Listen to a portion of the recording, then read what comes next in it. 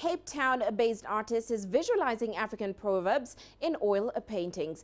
Gary Frier uses his art as a means to highlight and create awareness of various social issues. CGTN's Yolisa and Njamela with more. Proverbs are an integral part of African culture. They're used to illustrate ideas, reinforce arguments, and deliver messages of inspiration, consolation, and advice. Gary Frier highlights all these through his work. It started almost 8 years ago, I think. 1999, I did an exchange with the Alliance Française and the People and Culture. It was an artist exchange. So what the organization tried to do was to find a theme that would match artists. So they came up with proverbs. And then they would match an African proverb with a French proverb. And then I went over to France, visited a couple of places there, Paris, Brittany, and worked on those type of... And he's got a wealth of proverbs that he illustrates from the rest of the continent.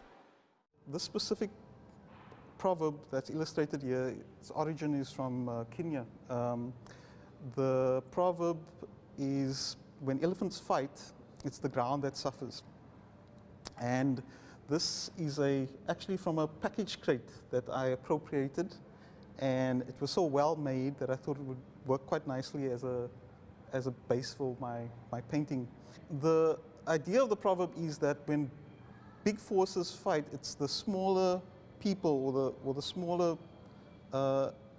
people that are engaged that actually suffer. We all use European proverbs in our everyday speak as Africans, and with Gary bringing the African proverbs to us from all over the continent has taught me, and it teaches everybody who comes into our space about the African proverbs. Frier also uses humor to elucidate his work.